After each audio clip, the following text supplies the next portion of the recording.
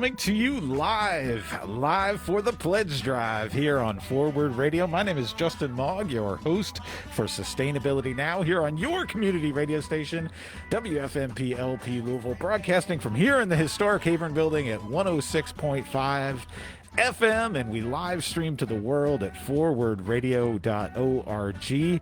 We make this amazing community treasure happen 24/7, 365 with two wonderful things: volunteer power and your community support. It's your time to step up and help us stay on the air another year. It's our annual pledge drive, and we'd love you to go to forwardradio.org to pledge what you can right now to help keep the station on the air. And we'll be giving live updates throughout the program today on how we're proceeding towards our goal. We want to raise $5,000 before April 9th, the date of our 4th birthday of broadcasting to the Louisville community. And we are getting along. We're 8% of the way there. We just started our drive on Saturday. We've raised $407 from great folks like you out there, but we want to get to 5,000. Could we get to 500 by the end of the show by 7 p.m. here on Monday, March 29th? I think we could do it, and I've invited in the studio a fine supporter of Forward Radio. With me is Stephen Bartlett. Welcome, Stephen. Thank you, Justin. Great to be back. Stephen is a part of one of our great community partners, and that's Sustainable Agriculture of Louisville. He's also been a guest on this show and others, and is even thinking about maybe doing his own show someday. And we're so glad to have him back in the studio for our live Pledge Drive edition today. If you love the work of Stephen Bartlett and Sustainable Ag of Louisville, well, now is a great time to give to the station and help us reach our goal. And it's a special time to give to the station because we've got lots of thank you gifts that are only available now through April 9th. If you go to forwardradio.org and click the big orange button that says Give to Our Pledge Drive, you'll see what the options are available to you. We've got face masks from Forward Radio, from WFMP, but also Veterans for Peace, another one of our community partners. We've got WFMP buttons and pins down at the $15 and $25 level. We've still got books available like Durable Trades, which you heard about on last week's Sustainability Now. That book is still available at the $30 level.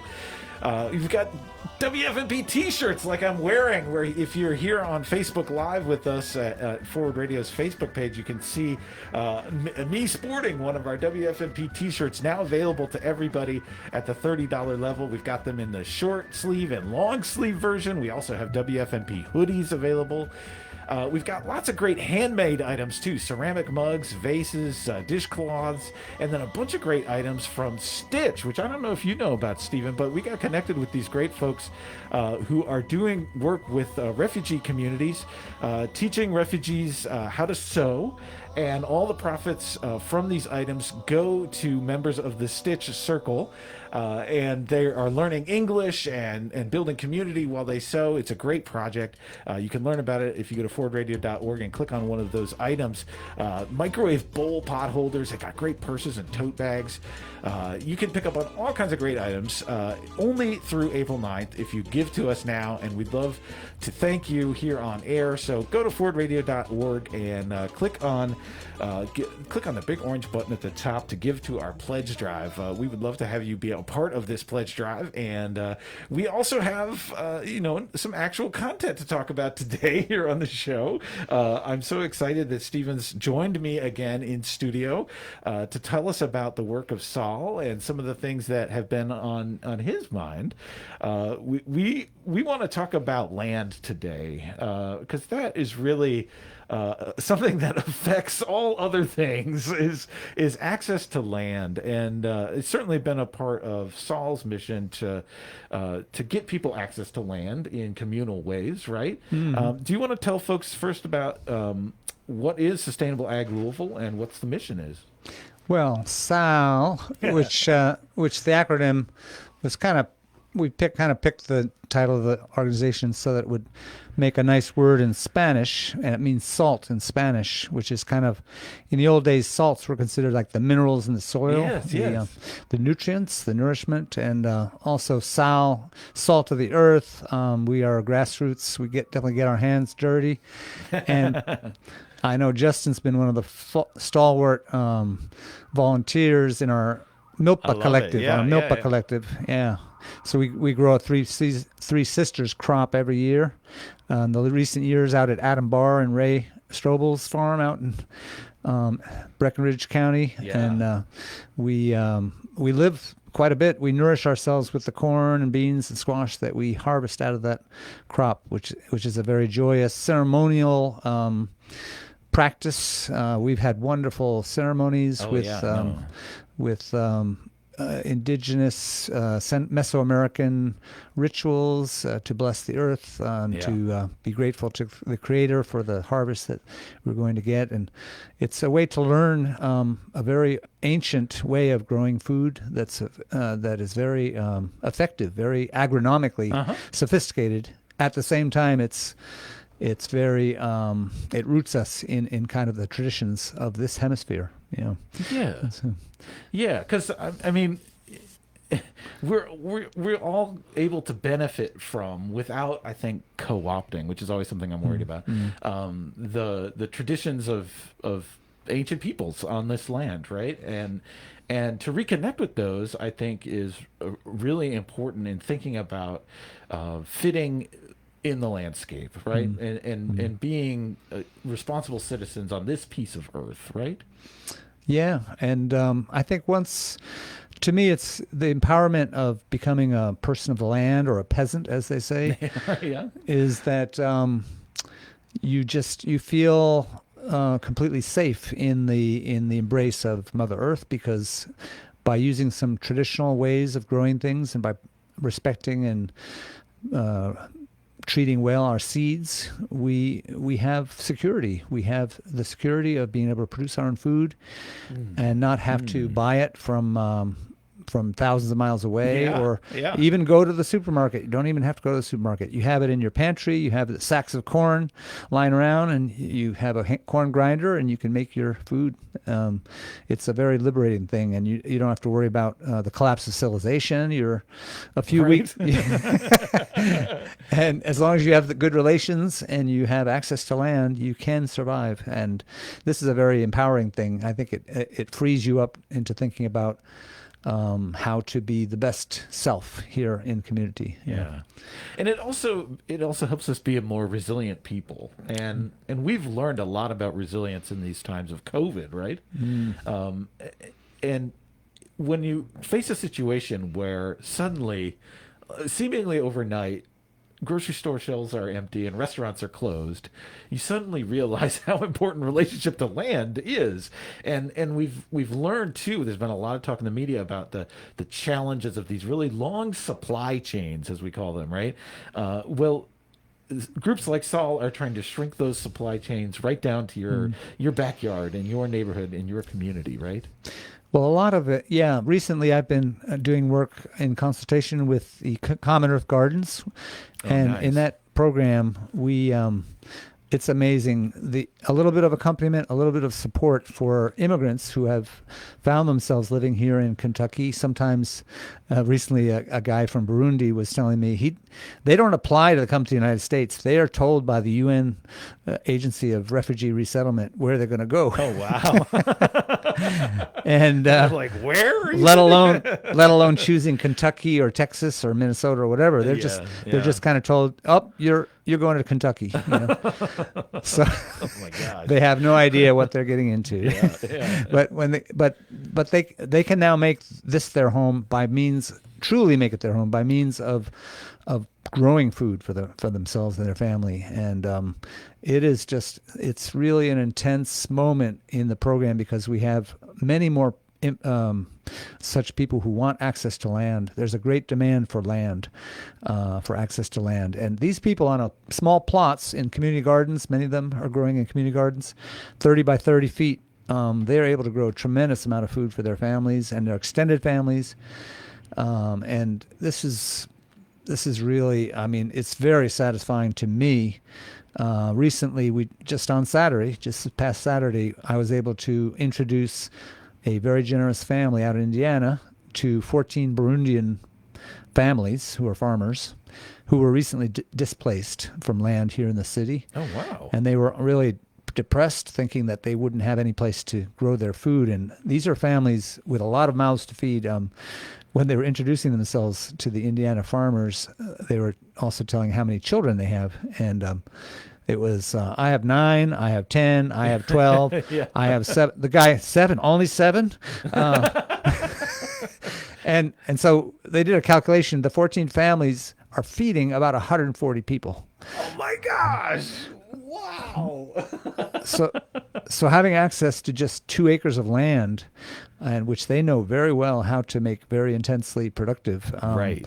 and with some irrigation help and a deer fence that they're going to buy, they're being advised by the farmer there how to have an inexpensive deer fence, and they are going to be producing again for their family, and it's just a great joy. When you think about that, okay, they might not be considered part of the USD. They won't be getting a lot of cash income, but they'll be saving thousands of dollars in food, and not only saving money, but growing foods that are appropriate to their culture that they know how to eat. That they couldn't even get here, maybe. That they couldn't get here. A lot of them, they're saying they were trying to explain to the farmer what they were going to be growing, but a lot of them are exotic crops that have never been grown probably in southern Indiana. Wow. And so they're learning about how to adapt those crops to our climate and soils here for sure. Yeah. But it's such a great opportunity for refugees who come from a rural community often and know how to grow things and don't have all the necessary skills yet to get a job in the formal economy. Maybe they don't speak the language well enough, or they don't understand the system, right? Or they don't even have a bank account, maybe, but they can sustain themselves with land, right? Absolutely. A lot of these families now have older children who have been in school, have learned English, and are really understanding the culture in a different way, and are being able to actually help their parents when it comes to marketing. For example, some of the immigrant farmers are quite active and quite productive vendors here in local farmers markets as well, and in a lot of instances, their children are helping them with the marketing, and it's a beautiful thing to see. After 10 years, 12 years in the United States, they're able to really have a place for themselves and really be productive and useful, very useful members of our community. Yeah. And another great thing I love about Sustainable Ag Louisville is that everything is done collectively and in community.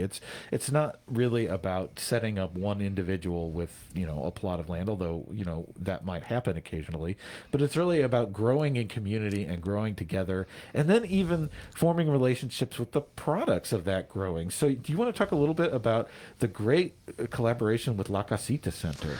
Yes. So last year we were just heartbroken because we weren't able to have our annual corn festival, which has been going on for a number of years. And we did, however, have a good harvest of our own corn and beans, and delivered quite a few sacks of corn, which is it's a beautiful thing. If you delivered a sack of dry corn to the average U.S.-born family, they really wouldn't know what to do with it. But, but the immigrants who are recently arrived, they know how to turn that into tamales, tortillas, atol, all those great foods that we get to sample at the Corn Festival. By the way, the La Casita is putting on you're able to support their work this April 10th. They're having a big tamal drive-through. People can go and get tamales, freshly made tamales, cooked by women who are part of La Casita, and that and you can donate at the same time to the organization. And if you don't have any money and you're hungry, you can drive in and take away free tamales to eat. So it's going to be a drive-through April 10th. You can find out more about it at their website and stuff. Yeah. La Casita Center is such a great organization, helping in so many ways the Latino Latinx community here in Louisville, and they know how to do it so well with such limited resources, and that kind of solidarity, and mutual aid has just been exponentially more important during the pandemic. Absolutely. Right? Yeah, they although they don't have their center open to the public since the beginning of the pandemic, the hours and the number of cases they have has skyrocketed. They have a large staff thanks to some very generous solidarity donations from Wow. various organizations in the community and churches. They have quite a large staff, and they've had thousands and thousands and thousands.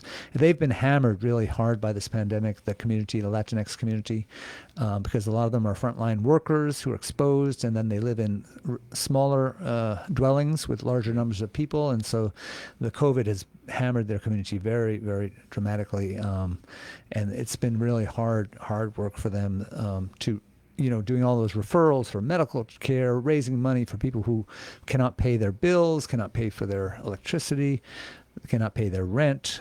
Tremendous challenges that the whole community faced this past few months that you can't really imagine. It's intensified greatly in that community.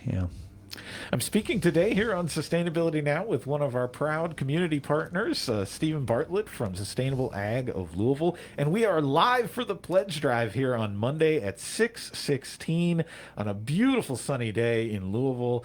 We hope you can go to forwardradio.org and click on the Donate to the Pledge Drive button right at the top and pick up on some great thank you gifts that are only available now through our 4th birthday on April 9th.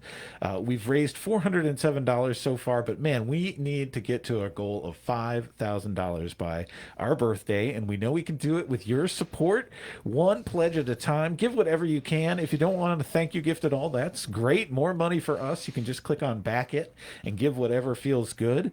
But if you'd like to pick up on one of these great thank you gifts available only now during the pledge drive, go to forwardradio.org and learn about the pins, the face masks, the t-shirts, the hoodies. There's a great, I didn't mention before, there's a great insulated bottle available with the WFMP logo on it at the $80 level. I have had one of these bottles for years now. I can tell you this thing is incredibly rugged and incredibly awesome at insulating your beverages. So keep them warm in the winter or cold in the summer for a surprisingly long time. I've gone on camping trips and put some ice in when I left home, and more than 24 hours later, open it up on a hot summer day, and there's still ice in there. It's really incredible. So you can show your WFMP pride and have a great bottle during our pledge drive only. And there's books available too. Lots of great stuff available only now through April 9th. So go to forwardradio.org and support our pledge drive today. We'd love to thank you here live on air. Stephen, can you say a little bit about why you and SAL support Forward Radio? Well, I just think it's a beautiful thing to have the true voices from the local scene, you know, people who know what's really happening here, people who are part of the social justice movements that have been growing. I think mainstream media has missed a lot of what's happening at the grassroots. That's for sure. That's for sure. And, you know, and it tends to leave you a little depressed because you say the problems are too big. We are too few, because we don't hear more of the stories about what people are actually doing at the grassroots across the width and breadth of this country, across the world.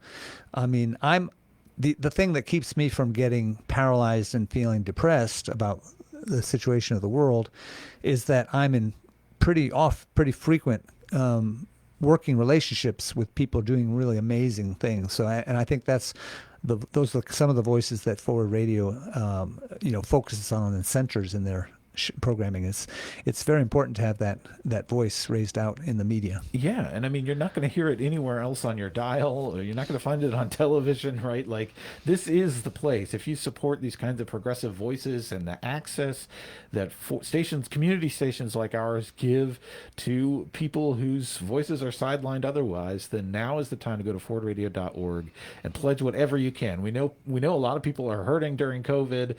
Maybe you can't contribute anything That's fine. We understand. But some of you maybe are still getting a paycheck and maybe even have fewer expenses than normal because you can't travel. I know that's been my situation. So you chip in whatever you can. And if you can't chip in any money, you can volunteer with our station too. We're always looking for volunteers and new voices to get behind the microphones too. And you can learn about all of it at forwardradio.org. Let's turn back to this issue of land. What do you see as the connection between land and democracy? Well, I mean, land for indigenous people, land is everything. It's your identity. It's your place. It's where you have your ceremonial sites, your sacred history. It's where you get your medicine. It's what feeds you. It's what cures you when you're sick. It's what it's the living embodiment of your life. You know, I think it's too easy for us to forget that we're actually from Earth. Without soil, without living soil, it's impossible for us to live. And but people who are rooted to the land and live from land are very well aware of that. And from an economic, if you'd like, point of view, land is the most essential building block to having your own wealth. Having your own means to live, to reproduce your own life, as they say, to create your own wealth from your work on the land, and to create your food and shelter. Working as a subsistence farmer on a small piece of tropical farm in the Dominican Republic for many years brought home to me just what it means to really be married. You're in a close, intimate relationship with land because you rely on it completely. You can't control it. You can do what you can to improve your odds of having successful harvests, for example. But you are dependent upon it, and I think that's the lesson we all need as humanity to understand. We are dependent on Mother Earth, and I think that awareness is what we need to restore among the majority of people, so that we have better policies and that we decolonize our thinking. We tear apart this profit motive of greed and wealth concentration that so dominates our economy. So all those lessons, I think, come from land. And bottom line, if you have land, you have the means of wealth, of creating your own wealth. And without land, you are really dependent.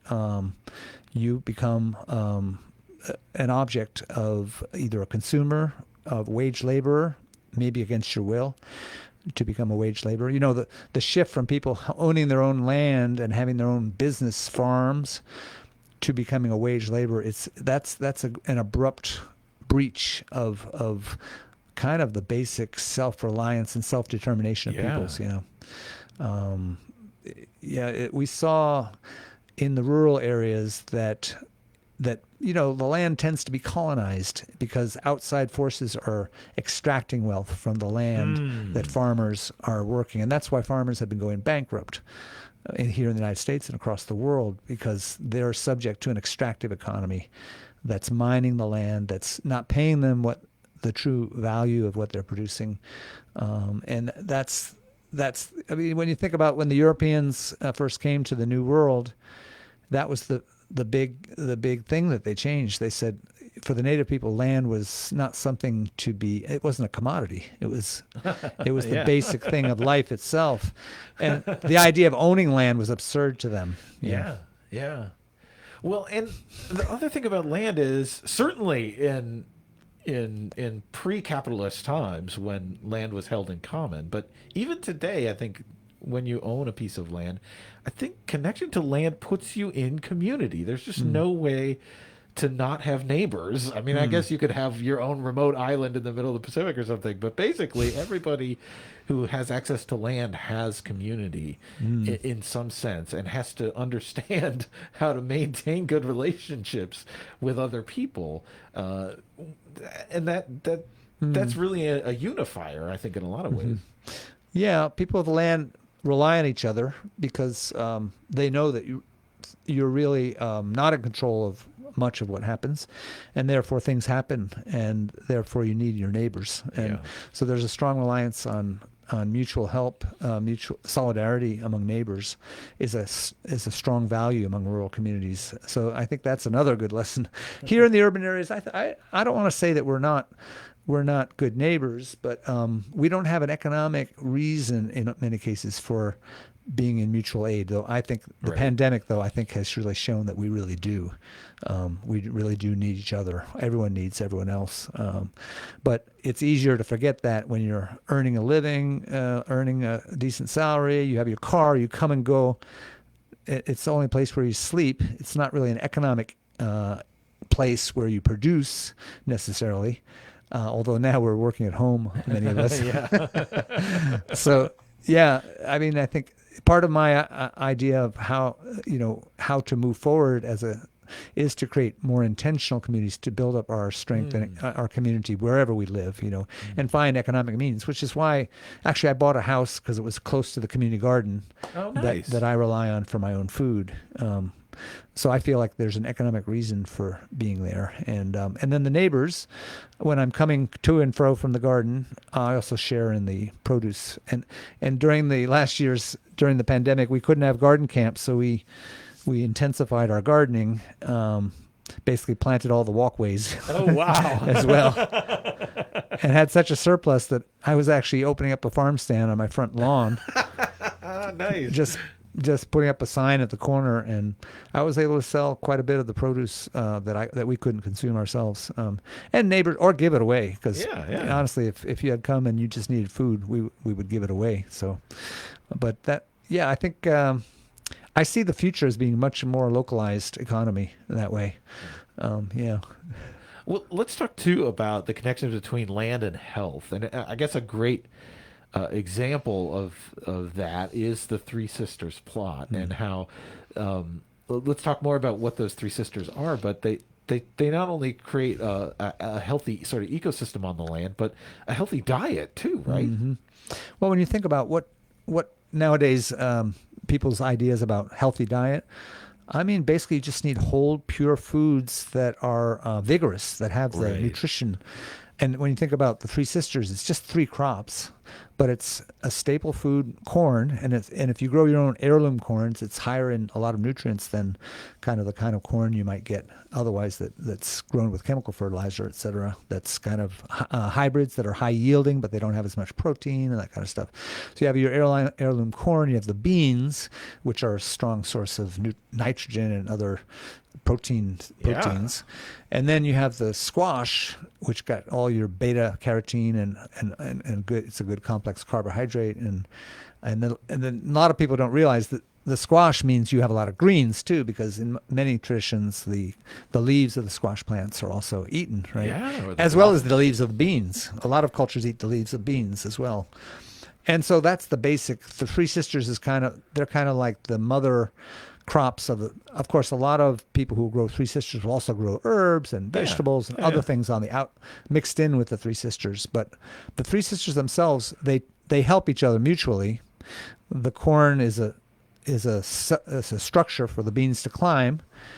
The beans are fixing nitrogen right at the roots of the corn, which helps the corn be more vigorous. And then the squash has these prickly little hairs on their leaves, which prevents a lot of pests that are natural pests to corn from reaching the corn. And not only that, there are chemicals in the leaf of the squash that is very beneficial when rain falls and it comes down into the soil. It's a very beneficial enzyme for the corn and the beans to grow in. So there's it's amazing to think that these three crops were grown together for hundreds, maybe thousands of years, and they were selected and adapted in a way that was extremely symbiotic. The Three Sisters are actually symbiotic to each other, as good sisters in a family are wont to be. Hopefully. We always hope. It's a little more complicated in the human relationship. But I mean, the fact that each of these plants can serve different functions in community means we don't need all of what industrial agriculture says we need in order to produce corns, acres and acres and acres Right. of just corn, and then acres and acres of just soybeans. And who grows squash industrially anyway? But maybe maybe you could with the right chemicals. Whereas you don't need any of that if you just grow them in harmony and use their natural talents to complement Hmm. each other, right? Hmm. Yeah, I mean, I'm kind of amazed still in a third acre on a good year in decent soil, we're able to harvest between 1,200 and 1,500 pounds of dried Wow. corn, a couple hundred to 200 pounds of dried beans, and a couple tons of squash. Wow. That's in a good year, I have to say. But that can be the substantial amount of the food that 6, 7, 8 families can live Yeah. on in a year. Um, and that's just a third of an acre, right? So then you can rotate that crop around because Right, right. corn takes more than it gives back to the soil, and it's less it's more sustainable with beans and squash grown together. But nevertheless, you want to rotate it from year to year if you can, and then you have other crops. And crop rotation is a big deal. It's very important in agriculture, and so that allows you to do a lot of crop rotation rather than having wall to wall corn and then wall to wall soybeans and like yeah, it's amazing. It's just staggering, really, when people from around the world come and see the vast.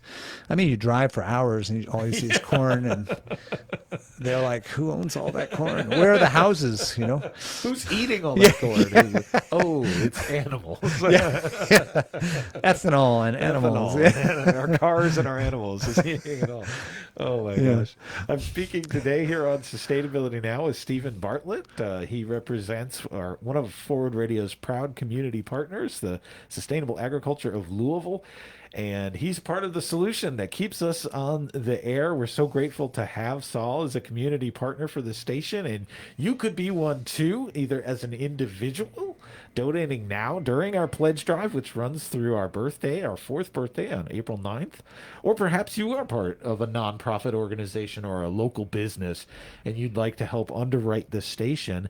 You can go to forwardradio.org and learn about all of those options right now. And if you click on the orange donate to our pledge drive button right at the top of the page, you can see some of the thank you gifts that are available now through April 9th for you to pick up on for your pledges at different levels, starting at $15 and going all the way up to our $500 level, which would be an amazing gift to Forward Radio. And in exchange, you could get a local artist to paint you a fantastic portrait of your pet or other subject. All you got to do is send a photo. No in-person visit is necessary, and you can get your own custom painting. What a great way to remember a pet, maybe that's passed, or bring whatever you want to life via art. You can do that by giving to our pledge drive right now, or you could just give and not get any thank you gift. That's all welcome. We haven't gotten any pledges yet this hour. You could be the person to be the first pledger to Sustainability Now. Let us know you're out there listening and you support this station. Go to forwardradio.org and give what you can right now, and we can thank you and hopefully get up to maybe $500 by the end of the hour. That would be 10% of our goal of $5,000 by the end of this pledge drive. We can only do it with your support. So go to forwardradio.org and help us out right now. We'd love to see these numbers bump up during the hour. We're live here at 6:33 on a beautiful Monday afternoon, broadcasting on WFMP 106.5 FM and live streaming at forwardradio.org. And I'm so delighted to have Stephen Bartlett here in the studio with me, helping raise money for the station and telling us about the importance of land. Maybe we should raise some land for the station too. No, we've got enough volunteer activity right now. Don't need to all become farmers too, but we do need to sustain ourselves outside of the station. So yeah, maybe if we had some healthy food, that'd be awesome. So you mentioned the Dominican Republic, and this moves away from the issue of land a little bit, but you were just telling me before we started about how your family's already getting vaccinated with the Chinese vaccine, right? Yeah, it's kind of a funny story. When the last administration sent the Secretary of State Mike Pompeo down to Santo Domingo for the inauguration of the newly elected president Abinader down in Santo Domingo. Abinader wanted to show how loyal he was going to be to the United States, and so they had Mike Pompeo come and give a speech, and Mike Pompeo started bashing the Chinese in his speech in the Dominican Of Republic. course. Yeah. And in fact, the Chinese ambassador was kind of insulted by given a seat in in the back row at this event. And nevertheless, the Chinese, when the Dominican Republic were like desperate to get vaccines, and they had been told they could get the Pfizer and the Moderna from the United States, that they were going to get vaccines, but then that turned out to be a hollow promise. There were no Pfizer or Moderna vaccines coming from the United States. And one day the Chinese just came out with, they just brought a shipload of vaccines. And I heard from friends way in the far northeast of the Dominican Republic. Oh, yeah? And they were being vaccinated at the local high school was the site of vaccination. So my relatives in the capital recently just got vaccinated with the Chinese vaccine. And yeah, I mean, it's Chinese diplomacy. It's vaccine diplomacy. Yeah, as they vaccine say. diplomacy. Yeah, it's quite an amazing thing when you think about China, the role they're playing. And I lived in China for 2 years, and I was fascinated by the Chinese agriculture at the time, which I think has been kind of the victim of their tremendously rapid modernization. But nevertheless, China, they don't have a huge army or military. I mean, we're always talking about what a threat they are, but they are no military threat to the United States. They are. I think they're trying to play a responsible role now in the world. I mean, they have their own interests, of course. Right. But isn't that a better way of, attaining your interests and your goals by providing PPE, providing tests, they've provided to so many countries around the world. They provided, and now they're providing vaccines massively produced in Chinese pharmaceutical companies, or even pre-pandemic, just infrastructure, right? Mm-hmm. Like, whereas U.S. diplomacy seems all about the stick, and very little carrots. And that's kind of what's got us into the situation of being seen as the police of the world rather than sort of a benefactor of the world. And that's a difficult situation for us to be in as a nation, I think. Well, what else is making you hopeful in these times? You want to comment at all on the Biden stimulus package? Well, I think it's quite hopeful. I think some of the movement in Washington is quite hopeful, and I haven't got my stimulus check yet, but I presume it's coming, but I think I think we got to get away from this austerity kind of economic model. Yeah. I mean, I think it was a fake thing that it was gonna be a disaster if we had a big deficit. Evidently, we're the country that prints our own money. Yeah. And it's international money. We have a huge advantage over almost any country in the world because of the power of the dollar, and that sort of buffers us against when we have a big debt. We can can print some more money.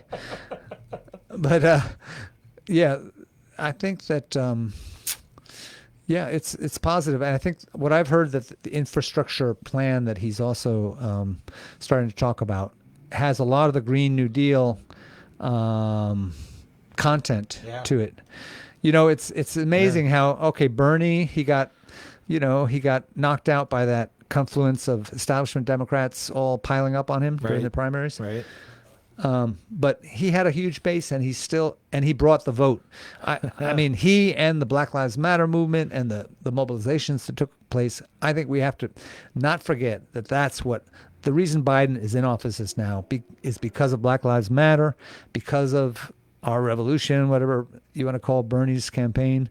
That message about economic justice, that's why Biden. And I think he must recognize that he has to pay back. He has to give us something. So, yeah, I see some positive movement in that respect. I mean, it's not everything we want. He's a neoliberal. He's imperialist. I mean, he's going along with the same anti-Cuba, anti-Venezuela rhetoric, and he won't talk to the actual president of Venezuela, et cetera. Yeah, that's crazy. But Democrats and Republicans are all on the same page with that because they respond to their donors, and their donors are united in opposing any kind of true democratization around the world, because that is a threat to their bottom line. We extract so much wealth from around the world that we don't want the people to actually get their fair share of the wealth in their own countries, and that's unfortunate that that's sort of built into the political context that we live in right now. That's a big challenge. I'm in regular contact with folks in Haiti who are having a huge problem with their government. Again, Haiti is another example of a country that, because of U.S. interventions and because of the way that they've been treated, the dynamics that their government has been weakened to such a degree. When they did have democratically elected governments, they were overthrown with coups. I mean, Venezuela now is under threat of all that, but they've been able to hold on to their democratically elected government, but they are struggling.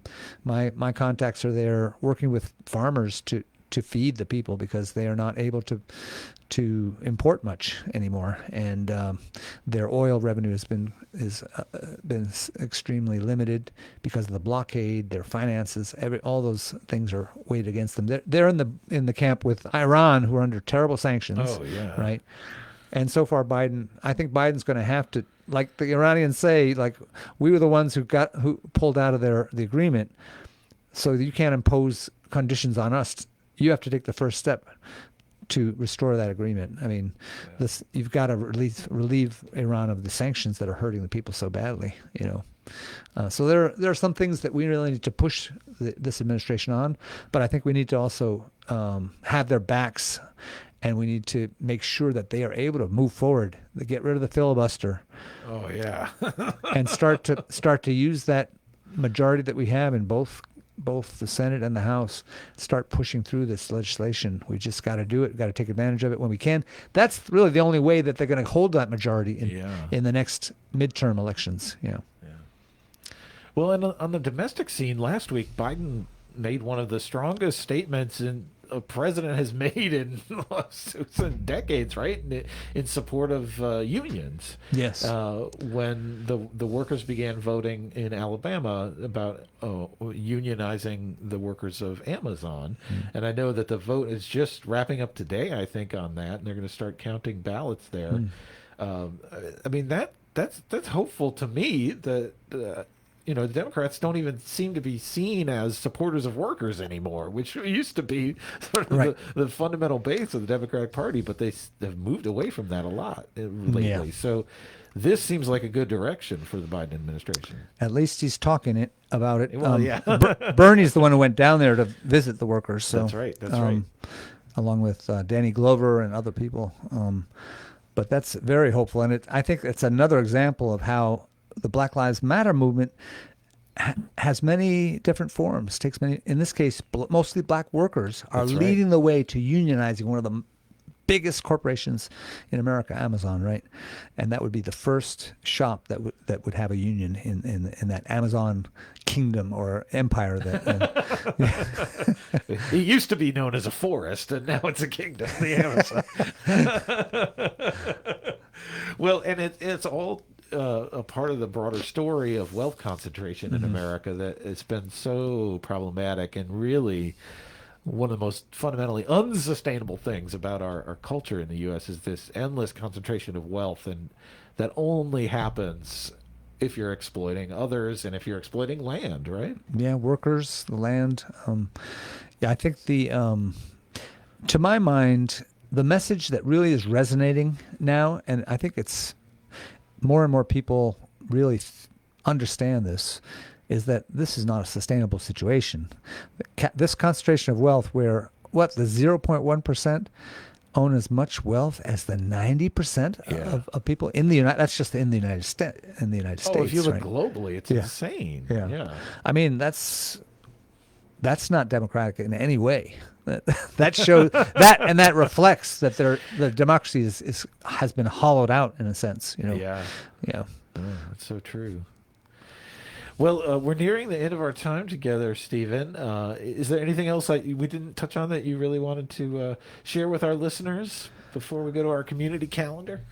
Well, I'd just like to invite people to think about growing something this year if you're not already. Do it. Yes. Yes. You can do it in so many different ways. 1 or 2 seeds in a little pot, and you'll have something to love there in your windowsill, and then be able to eat later on. Join an organization that's doing food justice work. You could join one of our garden outings or help us plant the milpa this year.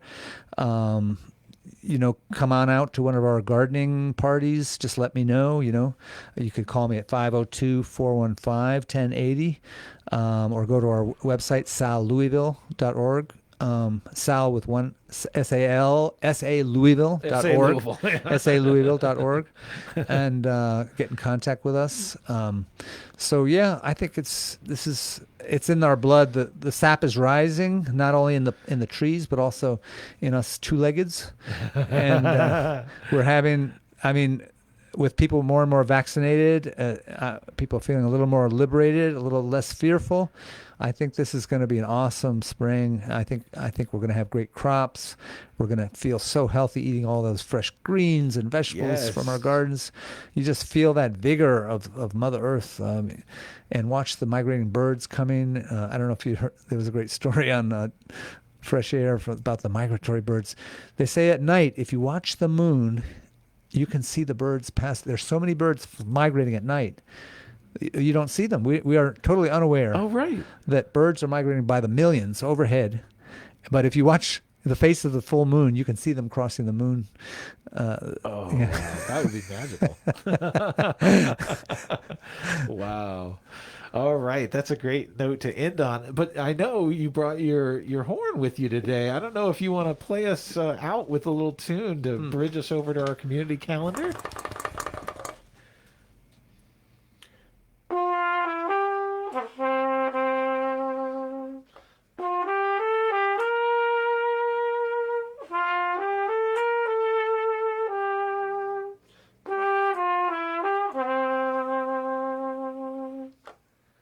Nice. That's it. That's Stephen Bartlett from Sustainable Ag Louisville. Thank you so much for that little tune, Stephen. You can see him out on the Big Four Bridge playing his horn and at many local protests.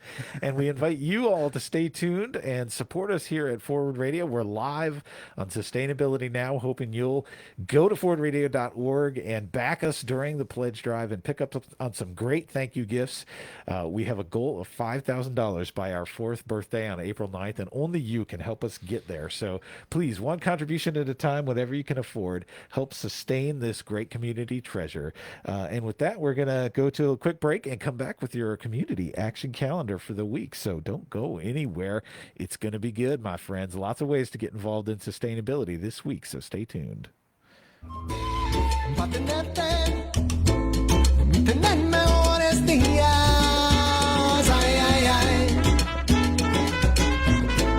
Cosechando la hierba buena, ay, ay, ay, ay. Pa' curarme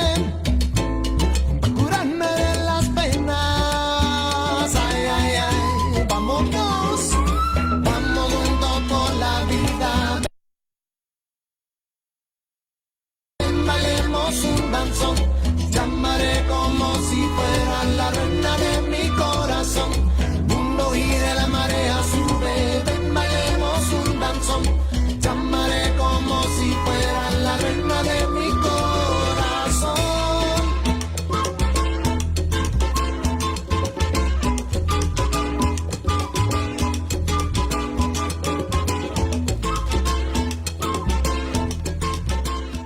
And with a little bit of Appalachian behind me now, many thanks to them for giving us permission to use their great local music on the podcast versions of our programs. You can find archived at forwardradio.org. If you ever miss a show or want to hear it again or share it with someone you love, you can go to forwardradio.org and find our all of our podcasts there on SoundCloud.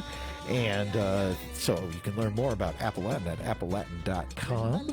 You're listening to a special live edition of Sustainability Now, right here in the Haber Building, broadcasting at 106.5 FM on a Monday, beautiful Monday afternoon, 6:50 p.m.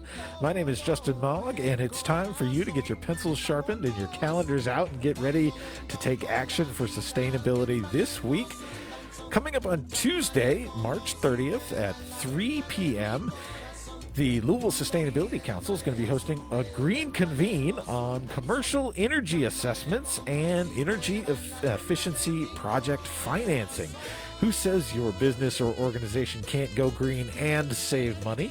The Louisville Sustainability Council will be hosting this virtual green convene highlighting energy assessment services for commercial energy customers while discussing financial assistance resources available to help implement energy efficiency recommendations that result. The program will provide an opportunity for commercial building owners and managers, including nonprofit organizations, houses of worship, and schools, to come together to share ideas about conservation and sustainability practices.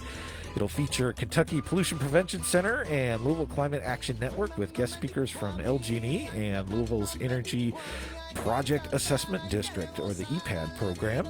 You can get details and register for the March 30th, 3 p.m. Green Convene at LouisvilleSustainabilityCouncil.org.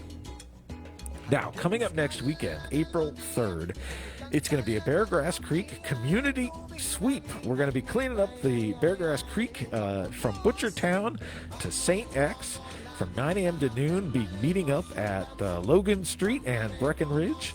Beargrass Thunder is hosting this event and seeking volunteers who can help clean up Beargrass Creek with us.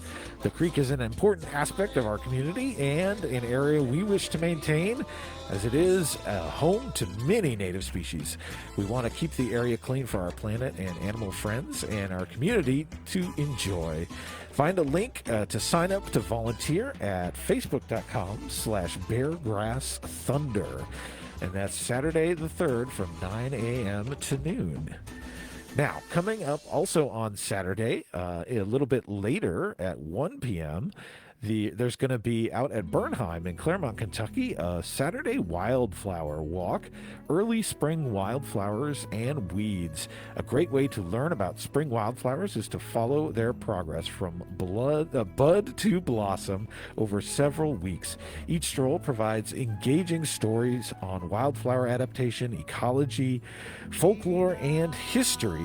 Space is limited for safety, so register early. Social distancing and masks will be required, and no pets will be allowed on this hike. Registration and payment, it's $10 for members and $12 for non, is due by 4 p.m. on this Friday. You can call 502-955-8512 or go to bernheim.org to register. Also out at Bernheim on Saturday, if this sounds more your speed, at 2 p.m. there'll be a first Saturday nature hike. You can join Bernheim naturalists for this family-friendly 45 to 60-minute nature hike on the first Saturday of every month, including this April 3rd. Each Saturday will feature a new hike to a different place for exploration, adventure, and a little bit of learning. Space is limited, and social distancing and protocol will be enforced, and masks are required when family groups are within 6 feet of each other. Again, it's $5 per person with registration required by 4 p.m. on Friday. You could call 502-955-8512 or go to bernheim.org to register for this great event. And I got a little bit of time to tell you about some other things you might want to know about, including the possibility to get some trees. There is going to be a tree planting in Iroquois and Beachmont neighborhoods by Louisville Grows. They're working with residents to improve the green infrastructure, and Louisville Grows assists residents with selecting their trees, providing information, and addressing their concerns to ensure that they are successful tree recipients. Louisville Grows will plant mulch and attach a water bag to each tree this spring. So if you live in the Iroquois or Beachmont neighborhood and are interested in a free tree for your yard, you can contact them. So to find the link to request a tree, go to facebook.com/Louisville Grows, or you could reach out to Jacqueline at trees@louisvillegrows.org, or give a call at 606-356-3031.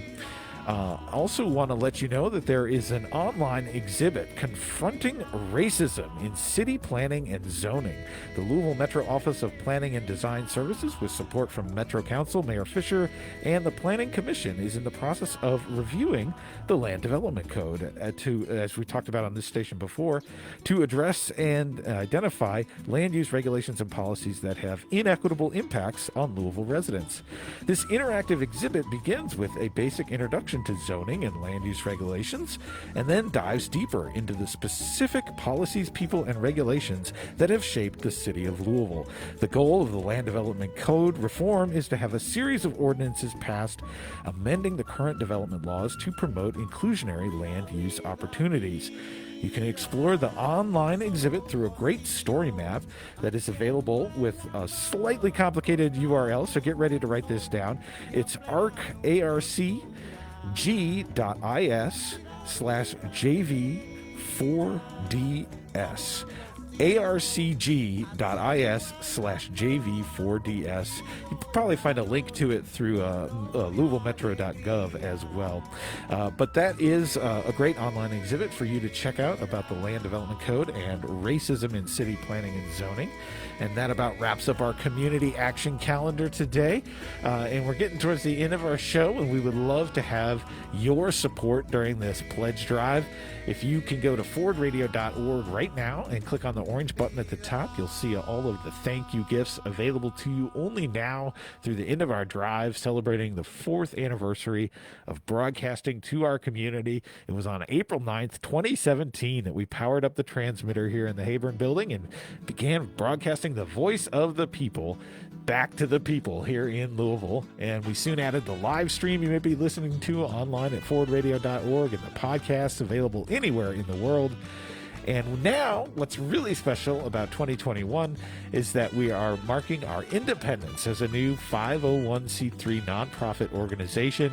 We were launched by the Fellowship of Reconciliation, and we are now birthing into an independent organization that will continue with the same mission of broadcasting the people's voice here in Louisville. And we can only do it with volunteer power and with your support.